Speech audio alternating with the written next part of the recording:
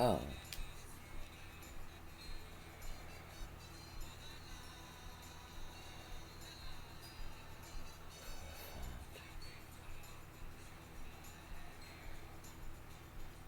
Mhm.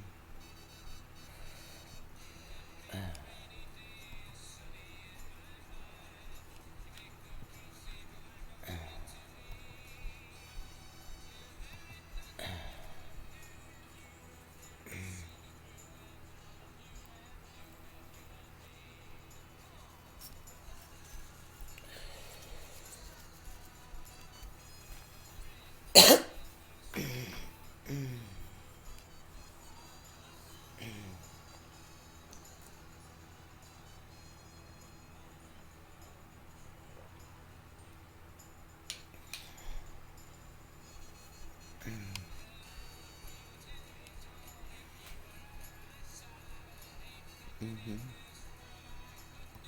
Mhm.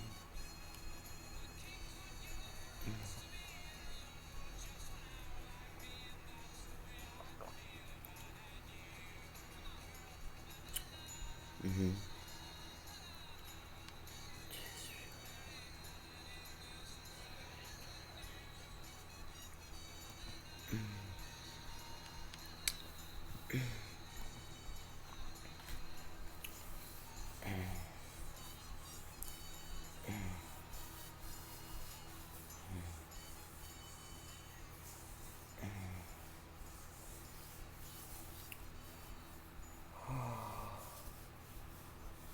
Oh.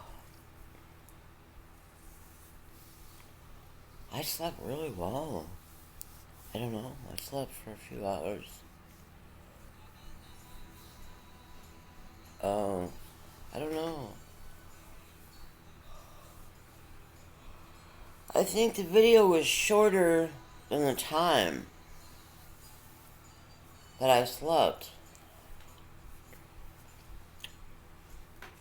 Oh.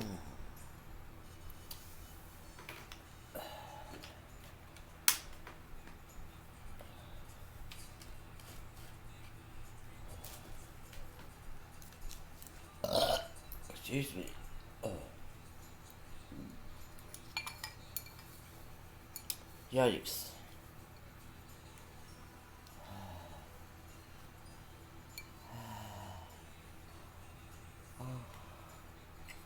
Uh.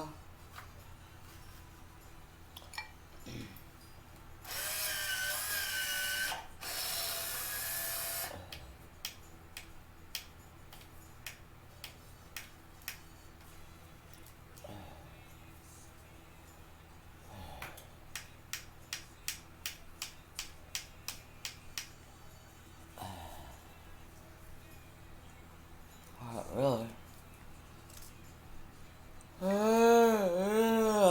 Hmm.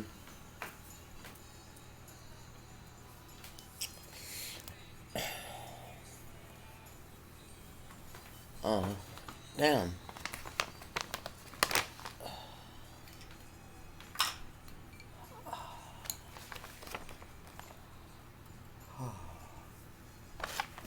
Uh-huh.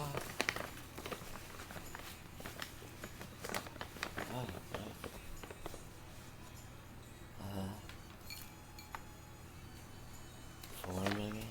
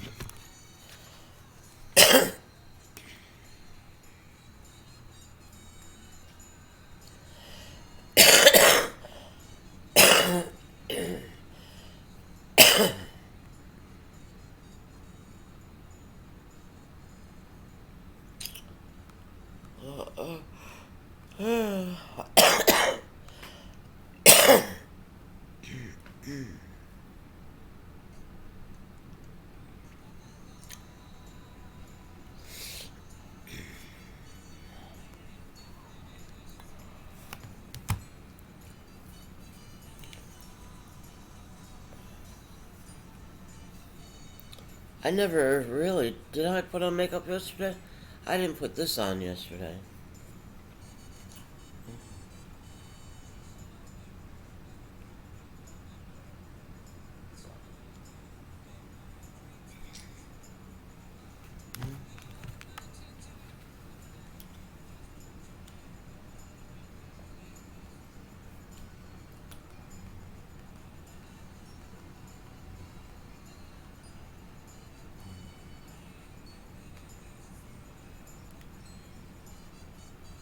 Uh,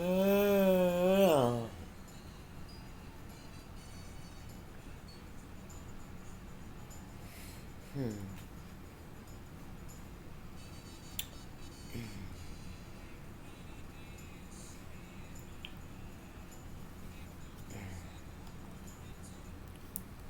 And other countries in need. Now his province is sending help to Ontario too, including his wife, also a doctor. It allows for some relief for the people who are working, 24 hours a day, 7 days a week, nonstop. The federal government is offering to coordinate, transport, and cover the costs. Transporting mental health professionals around the country. We are putting everything on the table to keep you safe. Also on the table, sending federal healthcare workers, boosting rapid testing in hotspots, and military medical teams. All of this after the political rhetoric escalated Friday, when Premier Doug Ford started pointing fingers at the federal government. Would we be in this position if we were getting 300,000 vaccines back in February, like the rest of the world? The answer is absolutely not. Vaccine shipments surpassed initial delivery schedules by over 50% for the first part of the year. Earlier today, Doug Ford's office said that the Premier was getting in touch with the European consulates to try and secure additional doses of the vaccine for Ontario. But after the federal government's press conference today, Christine Elliott, the Ontario Health Minister's office, got in touch with a different message, saying that they are grateful for the federal government's support. Ashley Burke, CBC News, Ottawa.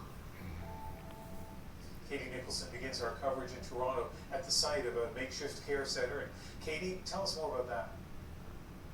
Yeah, so Ian, this is Sunnybrook Hospital's field hospital with 80 beds here. This is designed for people who are recovering from COVID, and it's to make space in those critical care units for the onslaught of patients that they're expecting. But as we learned today, these measures may not be enough. Ontario's pandemic numbers have never been this bad. It's hard. We're stretched. We're tired. This doctor, already overloaded, now doing all she can to train more much-needed staff for intensive care. I'm scared that we won't have enough people. So, under the scenarios, And new modeling today shows the worst is yet to come. our progress is both frustrating and frightening.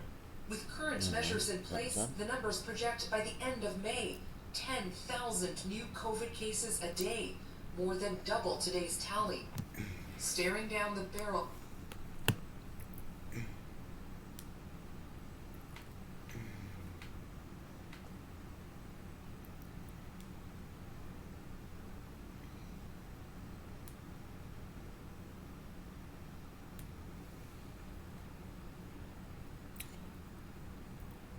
Hello, dear. I just want to say hello. I slept well. I feel pretty rested. I'm gonna go back to sleep though. Just wait till I'm all tired again. I have a snack and I put the tea back in a glass. It tastes so good. I slept really well.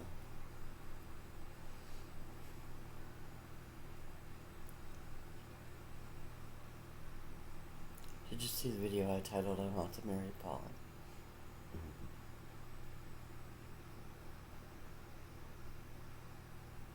Talk soon.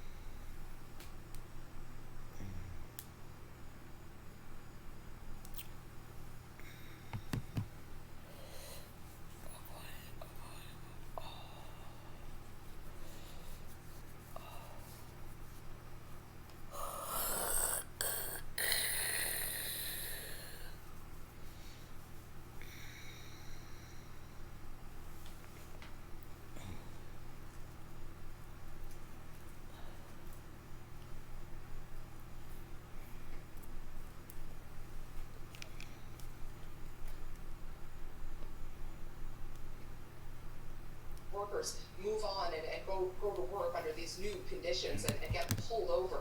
Ian? Katie Nicholson, just outside the temporary care centre outside Sunnybrook Hospital in Toronto. If you're happy and clap your hands. This is Dylan Ehler about a month before he disappeared last May. He had just turned 3. When he went missing, he was in the care of his grandmother, playing in her backyard. Only his boots were found, one in a nearby brook, the other further downstream. Police say there is no evidence of foul play. But ever since, Dylan's parents have been targets of vicious online attacks, even directly blamed for their son's disappearance. I think originally people wanted to put awareness out for Dylan. Then rumors got twisted in there with facts. Multiple Facebook groups were set up after Dylan went missing with thousands of members. The cops know it's the mother but need evidence, said one unfounded claim. She killed the kid I heard through the grapevine, said another. It changed me as a person altogether, just that alone. Now, this lawyer has taken on the family's case pro bono, hoping to use a new Nova Scotia law to help them. The cyberbullying legislation was enacted after teenager Rhea Parsons died by suicide following online harassment. We're hoping that a court will order that certain individuals are not able to post, not able to make these posts. We opened that group purposely to look for Dylan, not for hate. 2 of those individuals controlled one Facebook group where false allegations were made. They shut it down, but they don't want to stop making posts about Dylan in other groups. We've been into her from day one. For them to actually tell us that we have to do this, that's not right. As the cyberbullying case makes its way through court, the family continues searching for their son. Losing a child is one thing, but the unknown is way harder. Surrounded by Dylan's favorite things, they are marking his 4th birthday today. A reminder of a terrible loss, compounded by a relentless stream of horrible accusations. Kayla Hansel, CBC News, Bible Hill, Nova Scotia. As healthcare workers, we're exhausted. The chief of emergency medicine at Hamilton Health Sciences says he wishes the public could see inside of his ICU and how they simply can't keep up. We added 20 ICU beds last week, and they're all full. What the public can see is the mobile health unit getting set up on site to handle the rising number of COVID-19 patients. It will house 80 hospital beds. If we don't get a handle on this in the next coming weeks, the projections are expected to be beyond our current capabilities. Today, long lineups showed there was no shortage of people who wanted their first dose at a vaccine pop-up in a Toronto hotspot. Riva Mai brought her parents. Both are essential workers. My dad works at a factory, and my mom, she works at a food processing plant. I've been looking forward to this for so long, and so when they announced this, like the pop-up site, I was really excited. There is growing anger from medical professionals who say the latest restrictions don't target essential workers. Most construction sites and factories remain open. Measures like paid sick leave and reconsidering what is essential altogether were what many doctors were hoping to hear from the province. Certain essential, companies have been deemed essential when they're not truly essential and are at high risk of risking spread between employees and their families. The same group of people that is mostly affected, frontline workers, essential workers, people who cannot afford to work from home, socially distanced, multi-generational homes, marginalized, racialized neighborhoods. And the vaccine rollout can't stop what hospitals could face in the coming weeks. We'll have to make some ethical decisions that he looks so tired, that doctor. His fear of having to make life or death decisions is inching closer to reality. Talia Ricci, CBC News, Toronto. And we'll take a deeper look at how doctors are preparing to make those choices about who gets treatment later in the hour. Terence McKenna on what we know about the protocol drawn up to guide Ontario doctors. The restrictions that were announced in Ontario Friday prompted angry reactions. I thought I heard him say Karen Allen. Including the government's own advisors. Peter Uni, medical doctor and the scientific director for the province's COVID-19 science table, says he almost stepped down after they were announced, but he stayed on at the urging of colleagues, and he shared his frustration on CBC Radio yesterday. Yeah, I felt terrible. I had a crying fit when I was on the call with Danny Brown. He actually tried to kind of comfort me.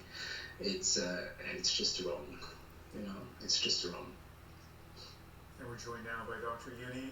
You heard how emotional you were even just talking about the restrictions released on Friday. But after that interview, the province modified some of those restrictions. So how does that change make you feel today? Well, it's a first step, but we need to be aware of it's a very small step. With the policing and the restriction of outdoor spaces, the province actually managed to increase inequity even more, and that's not the way to go. They also endangered, the adherence of people to measures in any case. So I'm glad that this was done, but we still haven't tackled the main problem here. We need to address the root causes if we want to get this pandemic under control. The root causes are mainly related to essential workers and their families. If the essential workers don't get any for the COVID and this means now an efficient paid sick leave, outbreak, paying people to stay home if they're either symptomatic or exposed. If we don't have that part, and if we don't make sure that we really have a... I want everyone to step up to the impossible and to guide them to the top of their game. Here he says I shouldn't have said Karen Allen. I just thought I heard the news guy say Karen Allen. She's an actress. She was in Starman. Everybody's in a difficult position, but we need to do the right thing now, and everybody needs to, despite anxieties, confusion, everybody needs to help now, including the provincial government. Dr. Uni, thank you very much for speaking with us.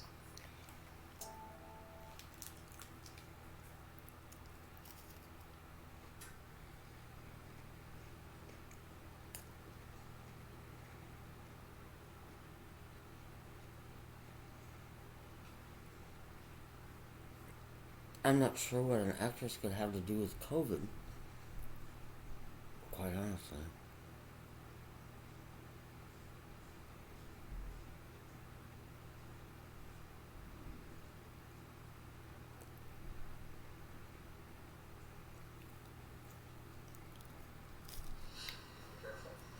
When Nat Fuchs needed money to hire a home care worker for his mother with Parkinson's and dementia, he applied for a line of credit based on the equity in her home, but was denied after a $15,000 lien was found on the property.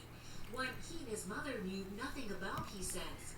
It was put there after a company called Nationwide Home Comfort locked his mom into a 10-year rental contract for a furnace and air conditioner in a door-to-door sale 4 years ago, says Fuchs. They came in and convinced somebody that has cognitive issues that they needed something that they didn't need. Was a sense of disgust, really. The company then sold the contract to Home Trust. Then that company sold it again to Crown Crest Capital, which collected the monthly payments and put a lien on the property.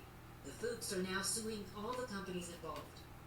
It's a huge issue, and the reason is there are tens of thousands of Canadians across the country who have no idea that the equity in their home is under attack. He says these liens are often put on right away, even before customers default on payments. There are thousands of complaints about these kinds of contracts. Go Public hears them all the time. Some provinces banned these door-to-door sales, but that hasn't fixed the problem because it doesn't stop the liens, which are easy money for the companies, says Robinson. Stop that and you'll solve the problem because then they have no incentive. As for the companies, Nationwide Home Comfort is no longer operating, but the former director says the Fuchs claims are false.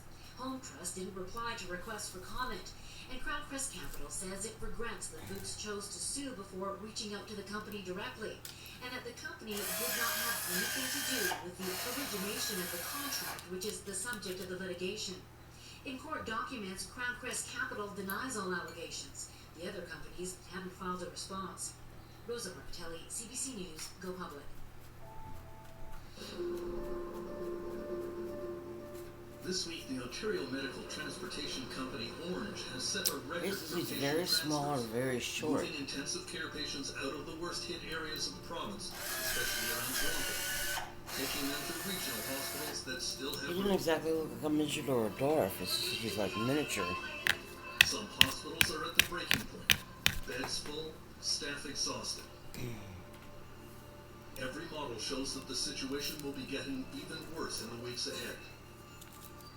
Dr. David Nelapovitz is chief of critical care at the Ottawa Hospital. I think they're being tortured every time I smoke a cigarette. We recognize that the numbers are going in the wrong way, so yes, it will be worsening. Excuse me, earlier today, I thought that they were breathing, that they have every lung disease possible in the universe. Every time I take a puff of a cigarette, they bother me.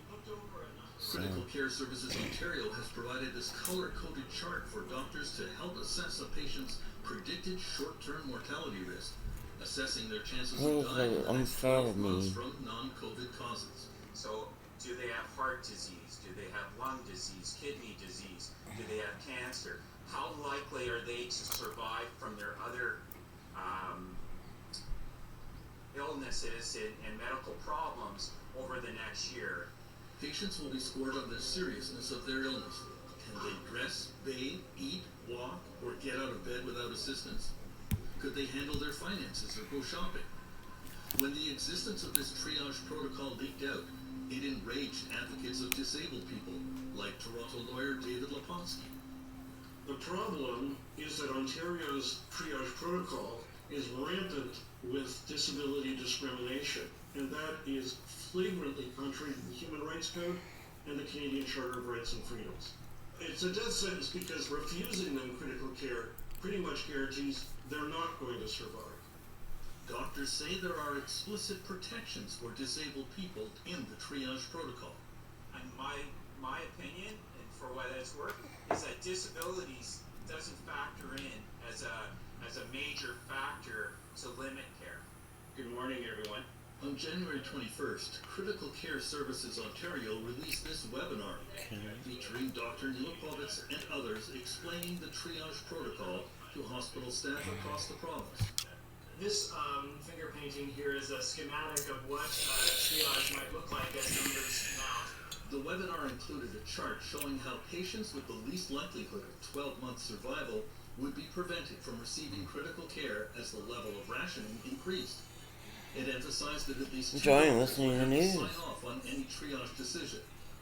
Making these life and death decisions will be an enormous ethical challenge for I'm just listening. None of us want to be playing God. None of us want to limit the care of anyone. I do have a few questions about we want to help the most. I thought Canada had universal health care. So is it and ethical to provide I don't know, you'd think that would include home care for an elderly person with dementia. It having the potential of harming another. So Maybe something happened in Canada. It's unethical to actually provide treatment as you would be harming another patient. The triage protocol includes possibly taking a patient off a ventilator. Currently, family consent is needed. I'm a little confused. God is proud of me for saying that out loud, but 74-year-old Suhail Tabara was a vibrant and healthy father and grandfather before he was stricken with COVID and admitted to the Ottawa I thought Canada had universal health care. on February 1st. Because they say he's not getting better, the doctors want to withdraw life support. Maybe they do. His daughter Nadine strongly objects. Maybe it doesn't cover home care. He's able to make eye contact, he can move his mouth as if he's trying to speak, and he can track you as well. Can you close your eyes, Dad? Good, now open them. The ICU is full and the doctors are overwhelmed, and I think they may be rushing to decisions like this. The hospital says this would happen even if there was no pandemic. But you're in there, Baba. The final decision could ultimately be made by a consent and capacity board with patients' rights representation. One of the most controversial elements of this debate concerns emergency medical technicians who work in ambulances. Sometimes those EMT paramedics make the decision to insert a breathing tube to keep a patient alive until they reach the hospital. Then, that breathing tube cannot be withdrawn without consent from a patient or next of kin. They would not initiate resuscitation in certain scenarios. In the triage protocol webinar, there was discussion of whether ambulance attendants should be instructed not to intubate some patients. We've been warning for a year of what we call God says there are reasons it's important for me to smoke. In a crisis, you expect them to do everything that they can. The discussion And that one of them is that Satanists target the lungs. Not EMTs in your driveway. Will you get into a situation where ambulance attendants are told don't intubate anyone? Yeah, that can happen. It would be naive. Something about Sonny Hostin. That triage or changes in standard of care have not already, in effect, come about. David Lepofsky believes that any patient facing triage should have the right to an appeal to a... God's encouraging me to smoke. There should be an expeditious opportunity for the patient to have input and for a... I'll wait till God tells me. People make no sense. Mr. Lepofsky is worried that the Ontario triage What did I say? will be implemented on an emergency basis without further debate. And the Premier of Ontario, the Premier of any province, can't suddenly claim now, oh, we're constantly...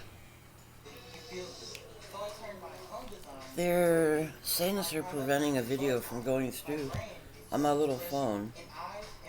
I'm trying to create a link.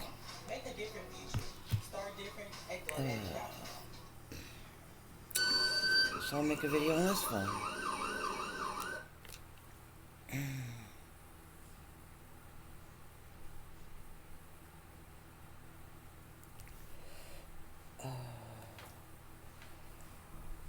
Oh, hello, sweetheart. It's 10:28 p.m. Monday.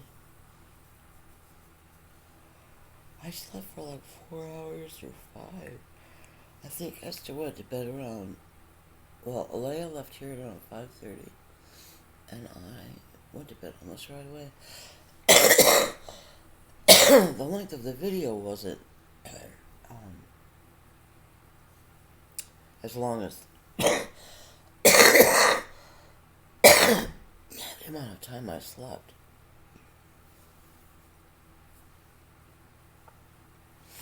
Anyway, say that you're upset about every little thing, so what else is new? Well, I made a video for you on the small phone. They're not letting it go through, so I thought I'd make one here. Excuse me. I don't know.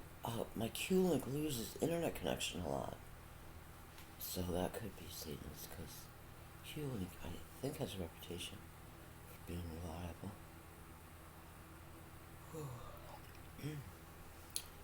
Anyway, I think of you. I feel like you've hugged me for hours now. Thank you. Bye.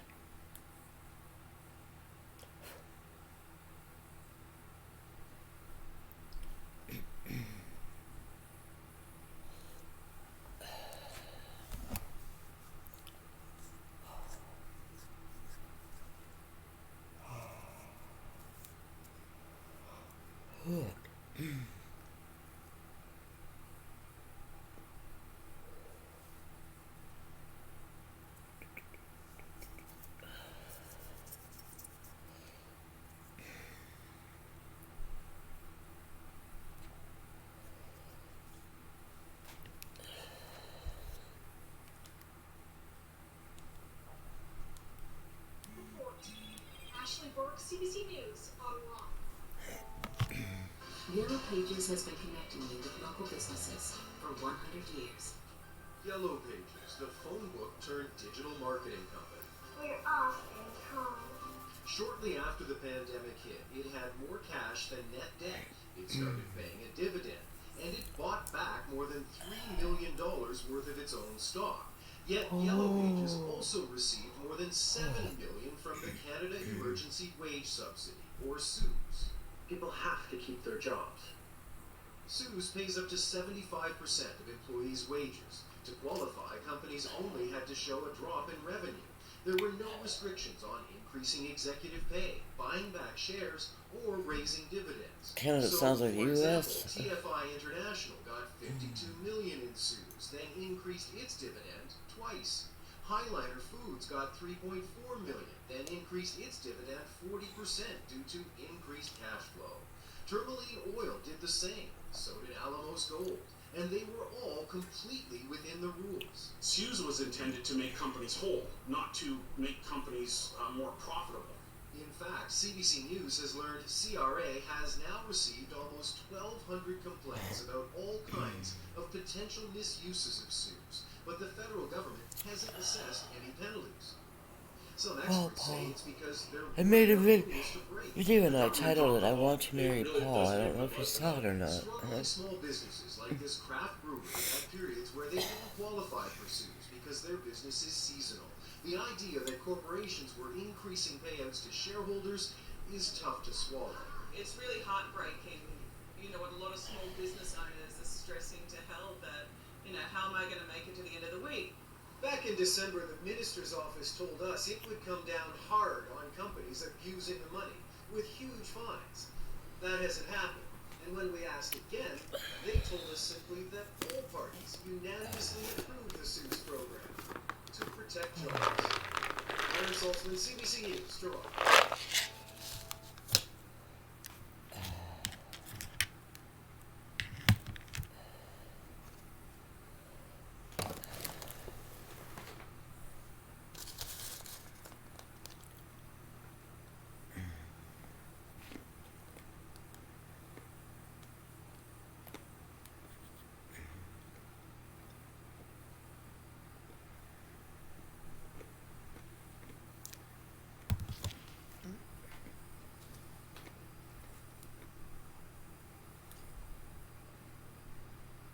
Speaking today were the Intergovernmental Affairs Minister Dominic LeBlanc, Health Minister Patty Hajdu, the Defense Minister Harjit Sajjan, and Public Safety Minister Bill Blair. And as for how Ottawa will be helping Ontario, it includes a deployment of federal healthcare staff and equipment to the front lines.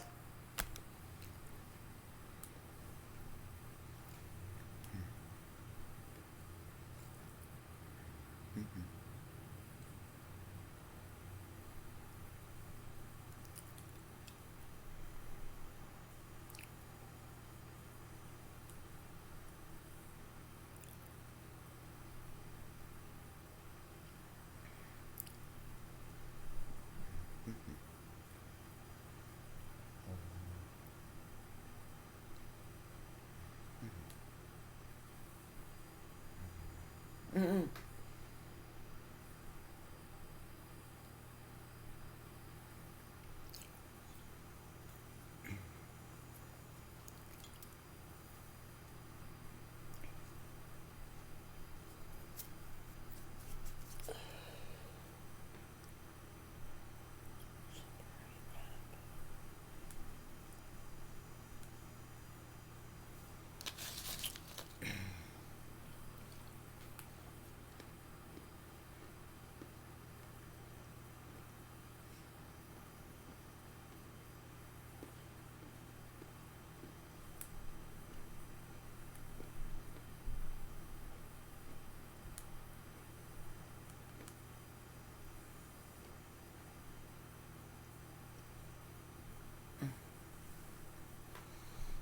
I made a YouTube video for you titled I Want to Marry Paul. I posted it on Twitter and Facebook. I hope you saw it. The Satanists say that's why they're not letting the small phones video go through, because I reminded you of that video. Satanists say they've cracked really hard. Make sure you don't see that video and read the title. But anyway, if you answer me, if I get the sense you haven't seen the video, I'll come back on video, this video, and let you know what number it is. Love you.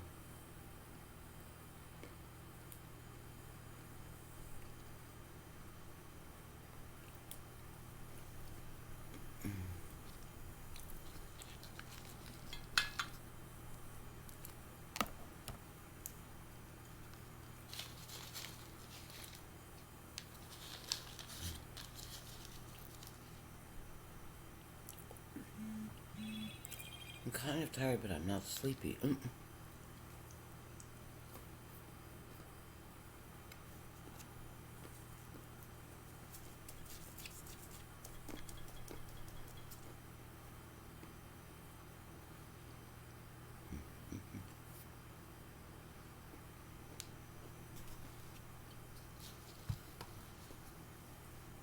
Harry says he doesn't like to see you happy, Paul.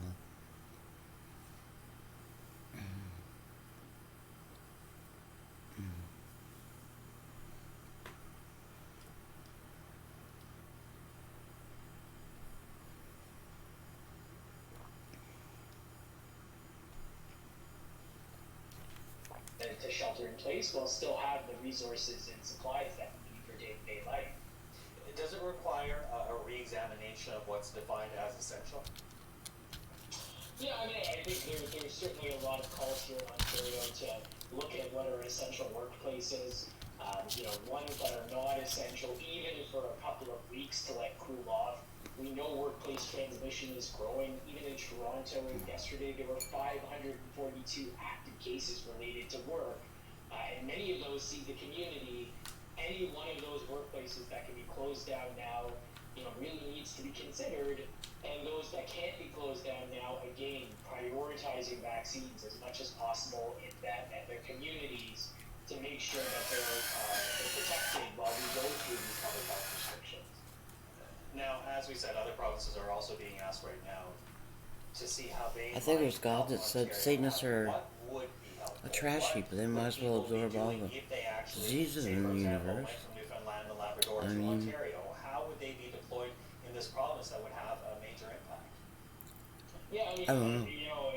But I agree. Healthcare workers are a resource now, and again, our ability to scale up our ICUs based on the projections of 1,000 to 1,500 people in ICU, especially in some smaller hospitals that may not have the capacity to actually deal with that, or the human resources in their community, would be hugely important for us to make sure that everyone has access to a high-quality ICU bed if they do need it. And more contact tracers are really important. The ability to actually reach people appropriately who have gotten COVID-19, the ability to turn around tests quickly. That'll at least help mitigate some of that risk, and again, get people in isolation. Mr. Nicholson says she will never let universal health care go through in the United States. Okay, and I know you referenced that it's not even an option. I want to be very clear as we end this conversation, Dr. Chagla. I want you to essentially write a prescription here. If this is the federal help for Ontario, for the people of Ontario, for the government, what else is needed? What's the prescription going forward for this province as it deals with the custom care way? Yeah, I think the big two things are, one, more vaccines, and unfortunately, especially in these hotspot areas, and number two, more supports for essential workers. And again, reworking what is there in the Canada Sickness Response Benefit in order to make it much more viable as a paid sick leave option for our essential workers. Dr. David Chagla, thank you for that. I appreciate the info and the insight. No problem. Katie Nicholson begins our coverage in Toronto at the site of a makeshift care center. And Katie, tell us more about that. Yeah, so Ian, this is Sunnybrook Hospital's field hospital with 80 beds here. This is designed for It's a people little who are drafty in here. recovering from Oh, it's COVID. probably It's my to make fan. space in those critical care units for the onslaught of patients that they're expecting. But as The we fan heard is today, nice because these it blows measures the may not secondhand be smoke enough. around. Ontario's pandemic numbers have never been this bad. It's hard. We're stretched. We're tired. This doctor, already overloaded, now doing all she So it's only can to right that train Satanists much needed staff for intensive care. absorb all the lung diseases in the universe because they created a lot of them on purpose. Current measures in place, the numbers project by the Donald Jean Valkmer Lansford says Satanists don't care about other Satanists. So if they create lung diseases for the children of God, other Satanists get them. And she says Satanists have never cared about Satanists. And she's one of them. I mean, she doesn't care about her own children. Non-essential construction for things like shopping centers and office towers will grind to a halt. Much construction will continue, including residential. Box store capacity now down to 25%. All playgrounds to close. No more golf, soccer, or basketball. Outdoor gatherings. Satanists want the reputation of caring for their biological children. But my understanding is, and observation, Nazis torture their own children to become Nazis. Crack down on people, even pulling cars over to make sure the trip is essential. If you are not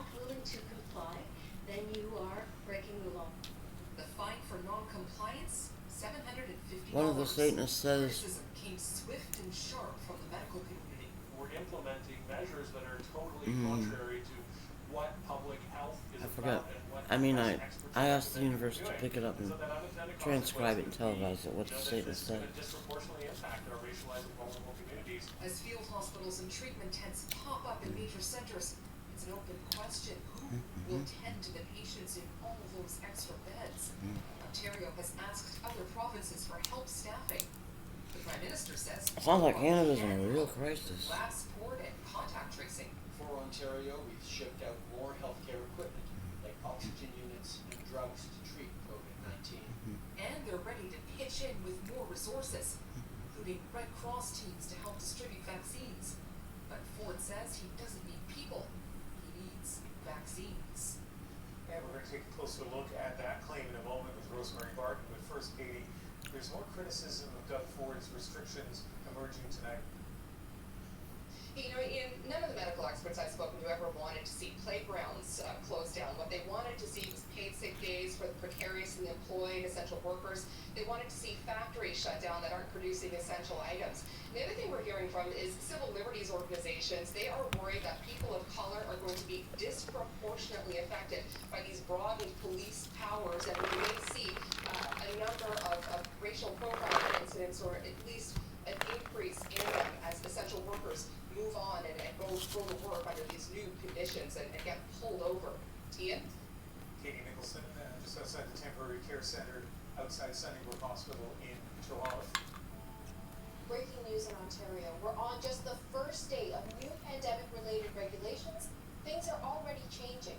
Hillary Johnstone is in Ottawa with more. So Hillary, there were new powers given to police officers right across the province. It's video. I Want to Marry Paul ends in 0419. That's right. So what we're hearing is that there is some sort of expectation that these new powers that were just announced about 24 hours ago, that they could be modified. And this is coming from the Ontario Association of Chiefs of Police. So it's a group that speaks on I Want to Marry. Oh, wait a minute. What that group is saying is that It ends in 2746. I was reading the wrong set of numbers. The video I Want to Marry Paul is video 2746, and I posted it to Twitter and YouTube. that those changes, that those new rules are going to be modified. So we're going to bring up a bit of a statement we have now from the association, the Ontario Association of Chiefs of Police. It says, the measures announced yesterday will be modified. We are waiting to officially receive what the modifications are so that our chiefs can ensure their officers can continue to serve their communities during these difficult times. So we're still waiting for anything official from the Ontario government, from Premier Doug Ford on this, but there is some indication, Natasha, that there are going to be some changes made. So just to remind everyone of what those new powers are exactly. So police can stop both pedestrians and motorists. They can ask people to provide their home address and to give a reason for why they're outside the home. If it's determined that people are outside their homes for non-essential reasons, and they can be issued tickets of $750. And if they refuse to comply, they can be arrested and they can be charged. So those were the powers that were given to police just yesterday. And of course, all day today, there's just been this growing list of police organizations across the province, from Niagara to Sudbury, Ottawa to I'm gonna Peel and Toronto, go to the link to get a shareable link on 2742 I Want to Marry Paul, and I'll send it to you in maybe I won't. I'll send it to you in email. I was going to do it in messages, but I'm not sure I can. We know that the Canadian Civil Liberties Association came out earlier this afternoon and announced that they plan a court challenge against this, and they've also expressed some of their concern around these powers. Take a listen. What the government has said today is that that being out of your home in and of itself is enough of a reason for police officers to stop and question you. And when you hand over that kind of discretion, we know that some populations face greater scrutiny from police than others, and those same populations are likely to be the ones most directly impacted by this. So concerned that perhaps populations or communities, groups of color, people of color might be disproportionately affected by this.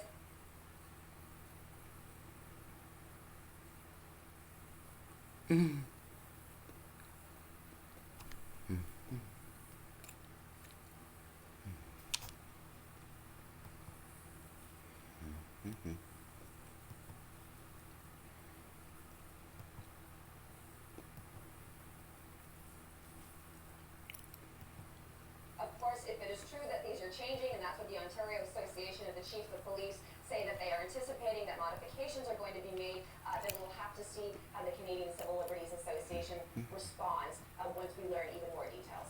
Okay, and as you were saying, Hillary, it's just day one of these new modifications or restrictions that have come in. Are once again going to be allowed to open. It was just today, it was as of 12:01 this morning that they were supposed to close, that they were going to be off limits, along with a number of other amenities, including things like soccer fields, basketball courts, golf courses, that sort of thing. Playgrounds are going to be allowed to reopen, and there's been a lot of reaction to this over the course of the day, but we do have a tweet here from Premier Doug Ford announcing that backtrack. So he said in a tweet, Ontario's enhanced restrictions were always intended to stop large gatherings where spread can happen. Our regulations will be amended to allow playgrounds, but gatherings outside will still be enforced. Please, I'm gonna stop recording and upload this.